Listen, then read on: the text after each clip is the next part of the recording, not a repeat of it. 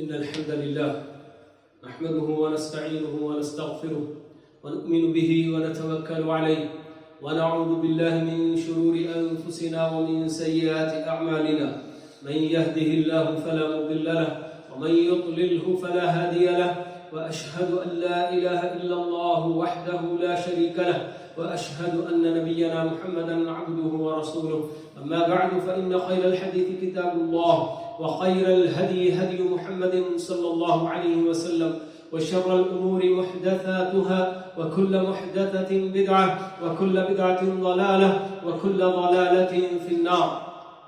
فأعوذ بالله من الشيطان الرجيم. يا أيها الذين آمنوا اتقوا الله حق تقاته ولا تموتن إلا وأنتم مسلمون. بسم الله الرحمن الرحيم. يا أيها الناس اتقوا ربكم الذي خلقكم من نفس واحدة وخلق منها زوجها وبث منهما رجالا كثيرا ونساء واتقوا الله الذي تساءلون به والأرحام إن الله كان عليكم رقيبا. أعوذ بالله من الشيطان الرجيم. يا أيها الذين آمنوا اتقوا الله وقولوا قولا سديدا يصلح لكم أعمالكم ويغفر لكم ذنوبكم ومن يطع الله ورسوله فقد فاز فوزا عظيما. وقال عز من قائل أفلا يتدبرون القرآن أم على قلوب أقفالها. بزرگان محترم اور عزیز نوجوانان ملت، جیسا کہ آپ لوگوں کو معلوم ہے یا آپ لوگوں نے دیکھا ہوگا کہ آج کے خطبے کا عنوان تدبر قرآن کے فوائد، اس عنوان سے خطبہ دینے کی بات بتائی گئی. قرآن اللہ رب العالمین کا کلام ہم سب جانتے ہیں اور یہ بھی جانتے ہیں کہ اللہ تعالیٰ نے قرآن مجید اس لیے اتارا ہے تاکہ اس پر پریکٹس کی جائے. یہ کوئی صرف تھیوری کی کتاب نہیں کہ تھیوری آپ معلوم کر لیں اور جب ضرورت پڑے گی تو تب اس تھیوری کو آپ پریکٹس میں لے کر آئے.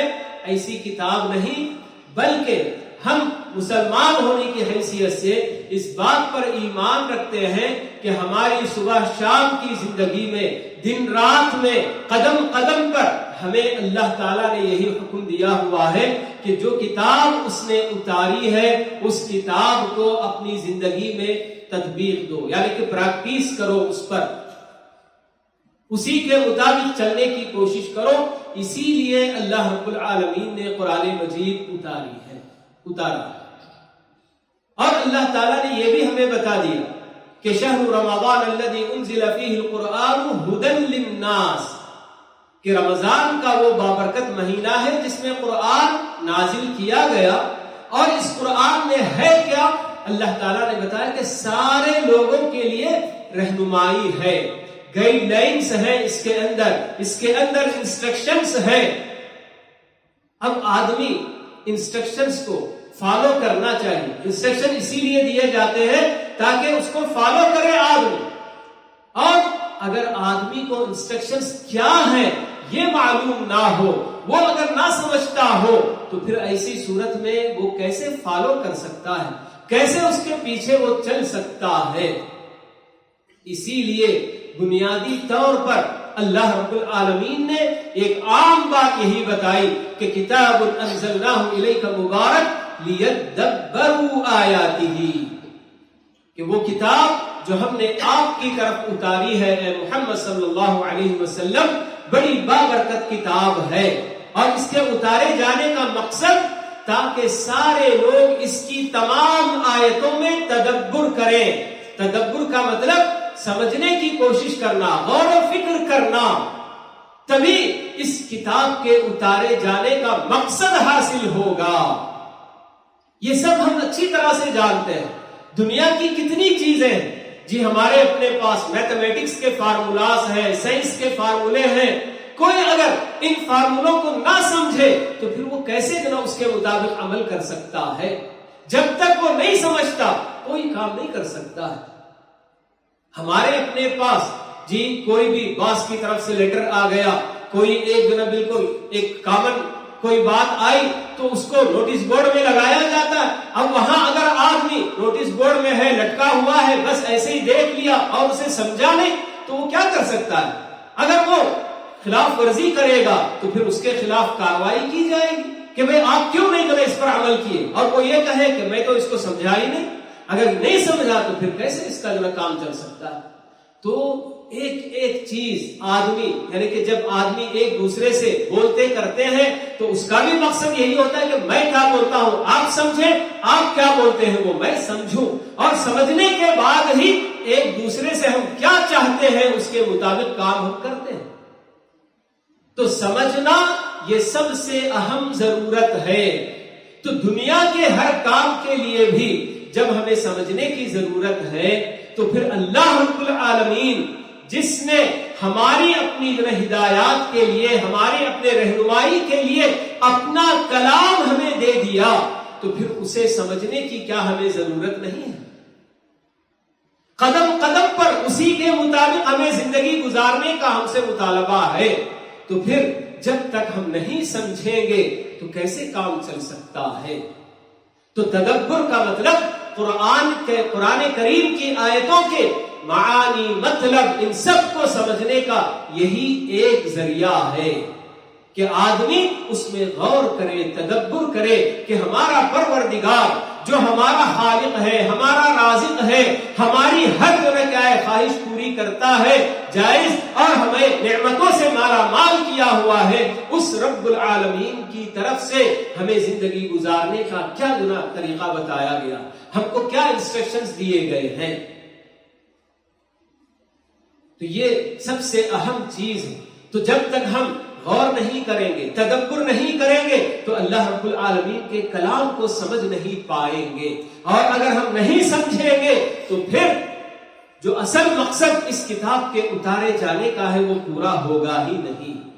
اسی وجہ سے کہ کہیں ایسا نہ ہو کہ صرف تلاوت پر اکتفا کر لیا جائے اور قرآن مجید کے اتارے جانے کا اصل مقصد فوت نہ ہو جائے. پیارے نبی صلی اللہ علیہ وسلم نے اپنے صحابہ کو منع فرمایا کہ 3 دن سے کم مدت میں کوئی قرآن ختم نہیں کرنا. قرآن تلاوت کرے گا، بندہ پڑھے گا، تو وہ چونکہ عرب کے لوگ تھے اس وقت جب صحابہ نے یہ خواہش ظاہر کی، عبداللہ بن عمرو بن العاص رضی اللہ تعالی عنہ اپنی جوانی میں اللہ تعالیٰ کی عبادت کی بڑی ان کو خواہش تھی، بڑی قوت اللہ تعالیٰ نے انہیں دے رکھی تھی. تو نمازوں کے سلسلے میں، روزے کے سلسلے میں اور کلام پاک کی تلاوت کے سلسلے میں اللہ کے نبی صلی اللہ علیہ وسلم سے اجازت چاہ رہے تھے. اللہ کے رسول آپ مجھے اجازت دیجئے، میں روزانہ قرآن ختم کرنا چاہتا ہوں. آپ نے فرمایا کہ جو آدمی 3 دن سے کم کی مدت میں قرآن ختم کرے گا وہ قرآن نہیں سمجھے گا. تو اصل مقصد یہی کہ جنہوں قرآن پڑھا جائے مگر اسے سمجھ کر پڑھا جائے. تو اس لیے آپ نے یہ قانون بتایا کہ 3 دن سے کم کی مدت میں قرآن مجید ختم نہیں کرنا چاہیے. پیارے نبی صلی اللہ علیہ وسلم کے اصحاب کرام رضوان اللہ علیہم اجمعین، انہیں اللہ رب العالمین کا یہ فرمان کہ کتاب انزلناہ الیک مبارک لیدبروا آیاتہ اچھی طرح سے سمجھ میں آ گیا تھا کہ قرآن کریم اس لیے اتارا گیا ہے تاکہ اس کی آیتوں میں تدبر کیا جائے، غور کیا جائے. تو ابو عبد الرحمن السلمی تابعی ہے اور جلیل القدر تابعی، وہ بتاتے ہیں کہ جو صحابہ، جو ہمارے اساتذہ ہمیں قرآن پڑھایا کرتے تھے، وہ بتاتے ہیں کہ ہم پیارے نبی صلی اللہ علیہ وسلم سے جب 10 آیتیں سیکھ لیتے تو آگے اور 10 آیتیں لینے کے لیے آپ کے پاس نہیں جاتے جب تک کہ ان 10 آیتوں میں جو ہم نے آپ سے لے لیا ہے کیا علم ہے، کیا عمل کی بات ہے، کیا عقیدہ ہے، سب کچھ سیکھ نہیں لیتے. اور یہ سیکھنا کب ہوگا؟ جب اس میں غور کرنا. 10 آیتیں صحابہ بتاتے ہیں کہ پیارے نبی صلی اللہ علیہ وسلم سے 10 آیتیں لے کر اس میں کیا کچھ علم ہے، کیا عمل کی باتیں ہیں، کیا عقیدہ، یہ سب پہلے سیکھتے اور اس کے بعد مزید اور 10 آیتیں آپ سے ہم لیا کرتے.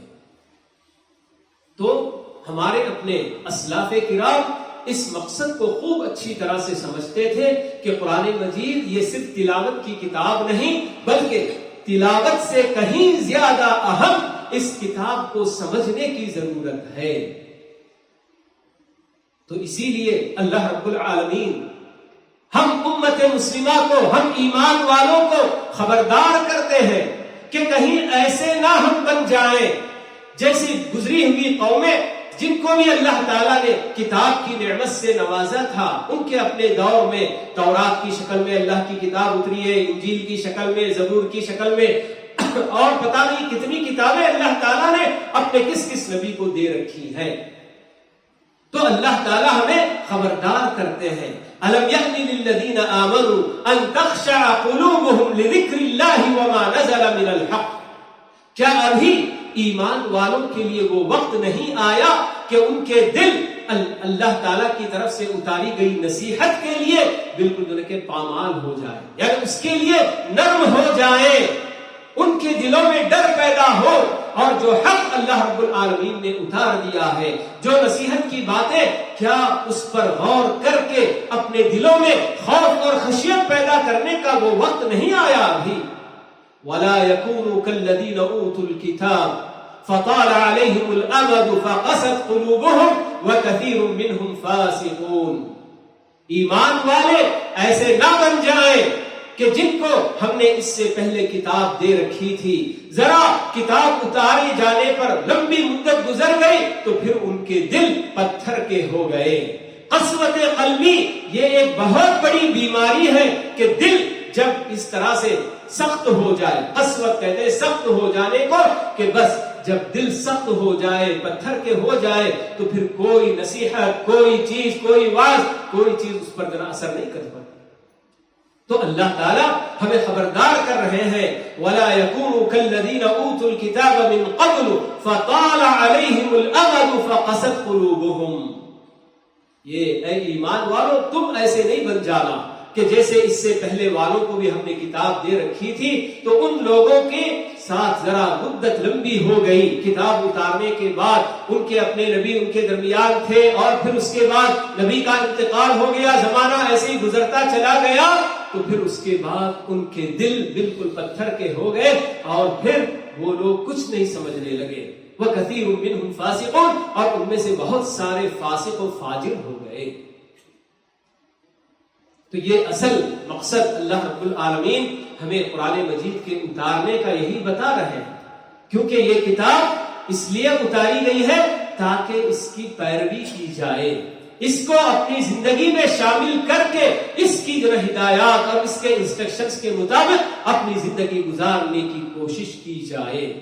اور جیسا کہ میں نے بتایا کہ یہ کبھی مہینے میں ایک بار یا 2 مہینے میں، سال میں اس پر پریکٹس کرنے کی بات نہیں ہے، بلکہ ہماری اپنی صبح شام کی زندگی اسی طرح سے ہم کو گزارنی ہے.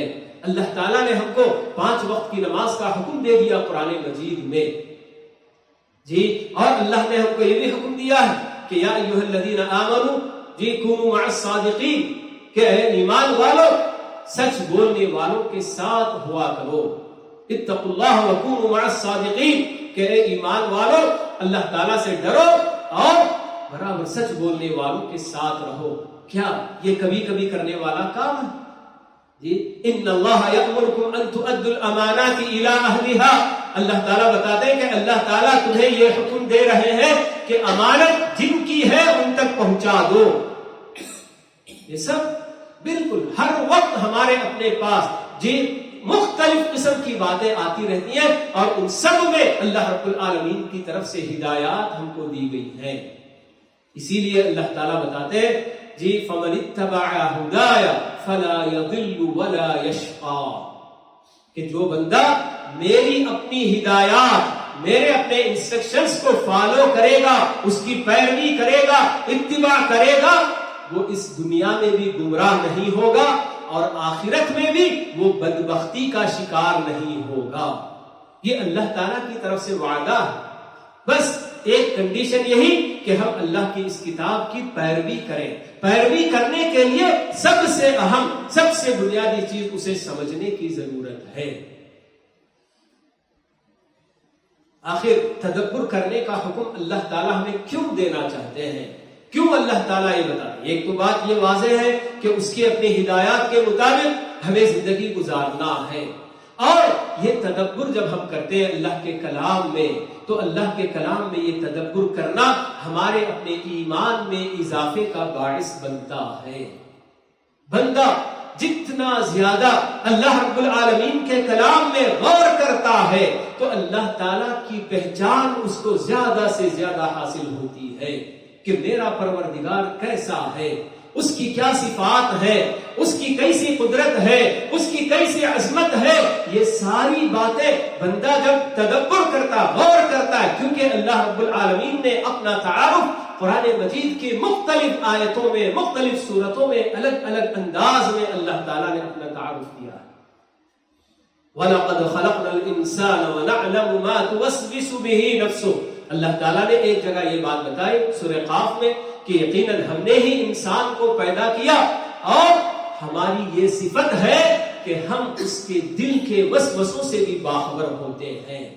اب ذرا آدمی اگر یہ بات سمجھ جائے کہ میرا رب وہ ہے جو میرے اپنے دل میں پیدا ہونے والے خیالات، میرے اپنے دل و دماغ میں کیا چلتا ہے، اس کا بھی اللہ تعالیٰ کو علم ہوتا ہے، تو پھر ایسی صورت میں کیا وہ غلط سوچنے کی کوشش کرے گا؟ اس کی سوچ بالکل پاکیزہ اپنی سوچ رکھنے کی وہ کوشش کرے گا۔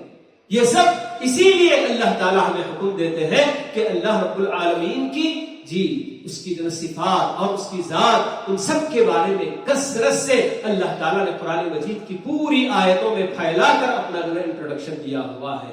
الگ الگ مقامات میں الگ الگ طریقے سے اللہ تعالیٰ نے یہ ساری باتیں بتائی ہیں۔ تو جو بندہ جتنا زیادہ اپنے پروردگار کے بارے میں معلومات حاصل کرے گا، تو اللہ تعالیٰ جیسے بتاتے ہیں کہ انما یخشی اللہ من عبادہ العلماء، کہ اللہ تعالیٰ سے صحیح معنوں میں وہی ڈرتے ہیں جو جانکاری رکھتے ہیں۔ کس کی جانکاری؟ اللہ کے بارے میں جانکاری۔ علماء کا یہ مطلب نہیں کہ کسی مدرسے کے فارغ ہو، فاضل ہو، عالم ہو، نہیں، یہاں علماء سے مراد ہر وہ بندہ جو جانکاری رکھنے والا اللہ رب العالمین کے متعلق، کہ میرا پروردگار کیسا ہے، وہ کیسے پکڑ کر سکتا ہے، اس کی کیا قوت ہے، کیسے کیسے اس نے گزری ہوئی قوموں کے بارے میں فیصلے کیے ہیں، یہ سب اللہ تعالیٰ نے بتایا ہوا ہے۔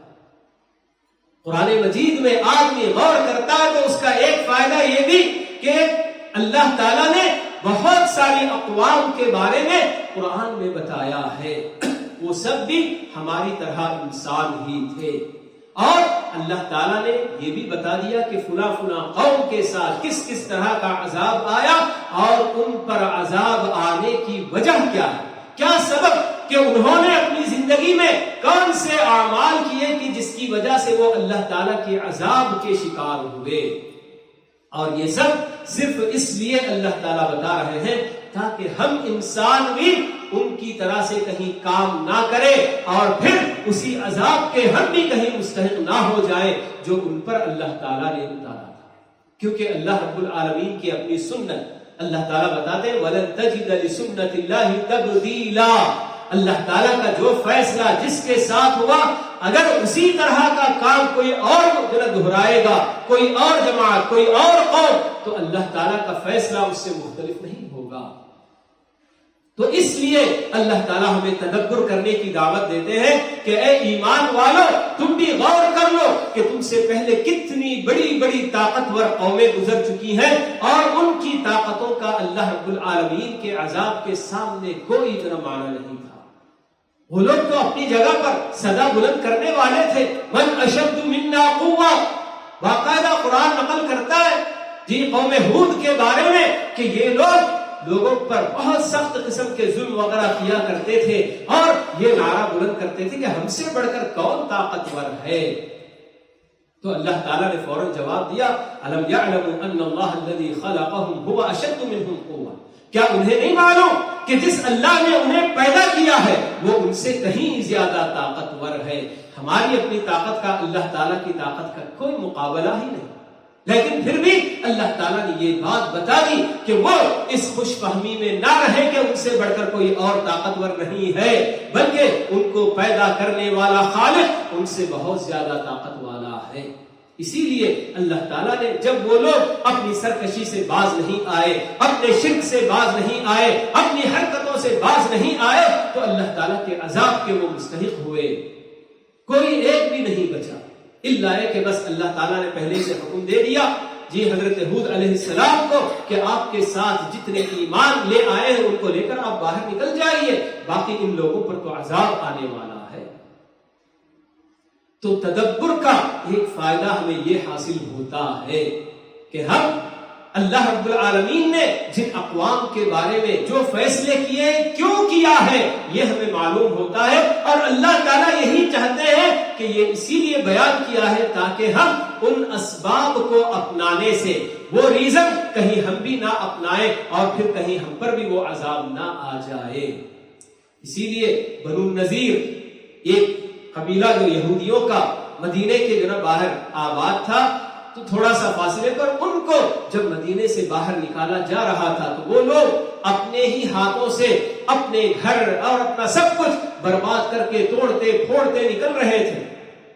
تب اللہ رب العالمین نے یہ ساری باتیں بتا کر ایمان والوں سے کہا کہ فَاعْتَبِرُوا يَا أُولِي الْأَبْصَارِ، آنکھیں رکھنے والوں ذرا اس سے عبرت لو کہ ان پر یہ ستم یا یہ ذلت اور یہ رسوائی کیوں ان کے اوپر آئی، کیونکہ ان کے اندر جو خرابیاں تھیں وہی خرابیاں کہیں اگر تم نے بھی اپنا لی تو کوئی بعید نہیں کہ اللہ تعالیٰ کا وہی فیصلہ تمہارے حق میں بھی ہو جائے، تمہیں بھی اسی طرح سے ذلیل اور رسوا کر کے یہاں سے نکال دیا جائے.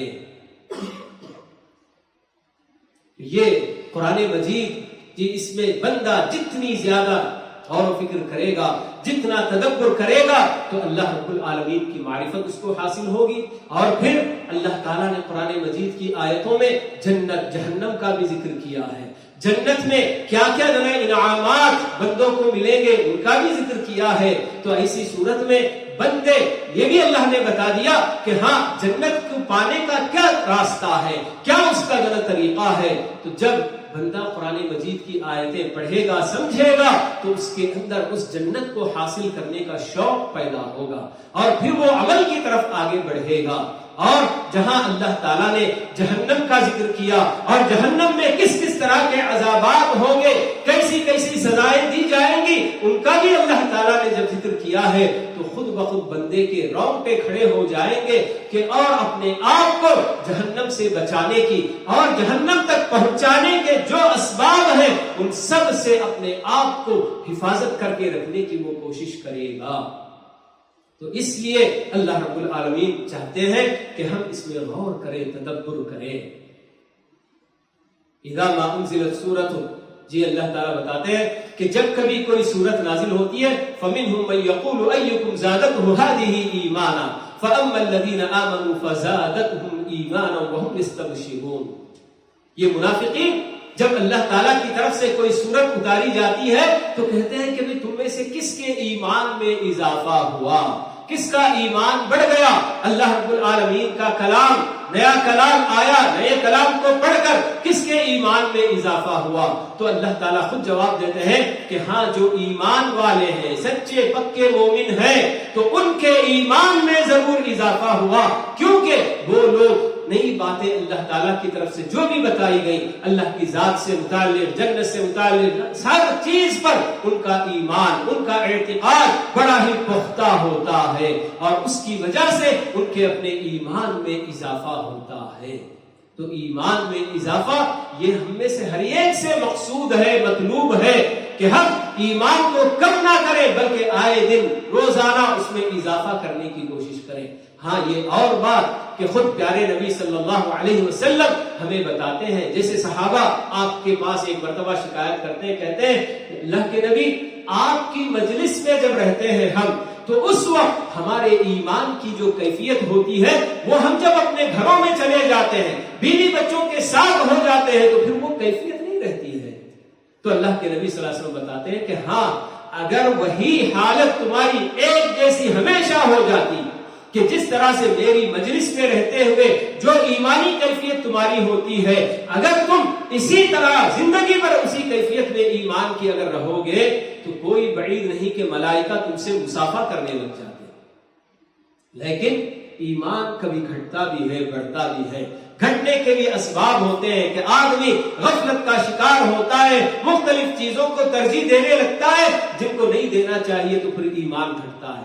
ایک جو قانون ہمیں بتایا گیا کہ جتنی بھی معصیتیں, جتنے گناہ کرے گا, گناہوں کی وجہ سے ایمان گھٹتا ہے, اور جب طاعت کے کام, نیکی کے کام کرتا ہے تو ان کی وجہ سے ایمان بڑھتا ہے.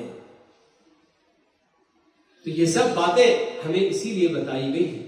اور قرآن مجید میں آدمی جب تدبر کرتا ہے تو اللہ رب العالمین تدبر کرنے والے کو ایک ایسی لذت عطا کر دیتے ہیں کہ آدمی اب اگر وہ صحیح معنوں میں پورے اخلاص کے ساتھ اللہ کا کلام سمجھنے کی کوشش کرتا ہے, اللہ تعالیٰ آسانی بھی پیدا کرتے ہیں اور ایک عجیب سی لذت اس کے اندر اس طرح سے پیدا کر دیتے ہیں کہ اب اس کے بعد اس کا زیادہ تر وقت اپنے رب کے کلام کے ساتھ گزرنے لگتا ہے. اور بندہ جب اپنے رب کے کلام کو سمجھنے میں زیادہ وقت لگا دیتا ہے تو پھر دنیا کی بہت ساری شہوتیں اور خواہشات, یہ وہ جو اسے اپنے رب سے دور لے جانے والی چیزیں ہوتی ہیں, ان تمام سے خود بخود اپنے آپ کو وہ بچا لیتا ہے. تو یہ سب تدبر قرآن کے فوائد ہیں جو میں نے 2-4 آپ کے سامنے گنائے ہیں, ورنہ آدمی اگر لکھنے والوں نے تو اتنے فوائد لکھے ہیں کہ بس آپ کے لیے کئی خطبے اس کے پیچھے جڑ ہو سکتے ہیں. تو میں نے بنیادی طور پر 2-3 باتیں آپ لوگوں کے سامنے رکھی ہیں. اللہ رب العالمین سے دعا ہے کہ اللہ تعالی ہم میں سے ہر ایک کو, جی ہم مردوں کو بھی, ہمارے اپنے گھر کی عورتوں کو بھی, کیونکہ یہ سب کی بات اللہ تعالیٰ سبھی سے مطالبہ کرتے ہیں کہ قرآن کریم میں اور اس کی آیتوں میں تدبر کریں, غور کریں. تو اللہ تعالیٰ ہم میں سے ہر ایک کو, خود ہمیں بھی اور اپنے گھر کے سارے افراد کو بھی قرآن مجید کے ساتھ اس کا جو لگاؤ, جیسے وہ شوق کے ساتھ اسے پڑھنا چاہیے اور اس کو سمجھنے کی کوشش کرنی چاہیے, تو اللہ رب العالمین ہمارے اپنے دلوں میں قرآن کی وہ محبت پیدا کر دے اور وہ شوق ہمارے دلوں میں اللہ رب العالمین پیدا کر دے, اور ہمیں صرف تلاوت پر اکتفا نہ کرتے ہوئے بلکہ اسے سمجھنے اور اس میں تدبر کرنے کی بھی اللہ تعالیٰ توفیق نصیب فرمائے. اقول قولي هذا واستغفر الله لي ولكم ولسائر المسلمين من كل ذنب فاستغفروه انه هو الغفور الرحيم.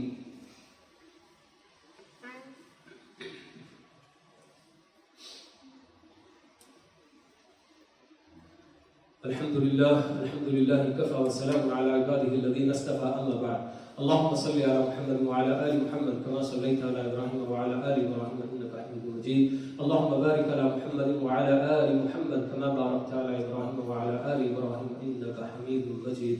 اللهم وارض اللهم عن الخلفاء الراشدين الائمه المهديين ابي بكر وعمر وعثمان وعلي وعن سائر اصحاب نبيك اجمعين والتابعين لهم باحسان الى يوم الدين, وعنا معهم بمنك وكرمك واحسانك يا اكرم الاكرمين.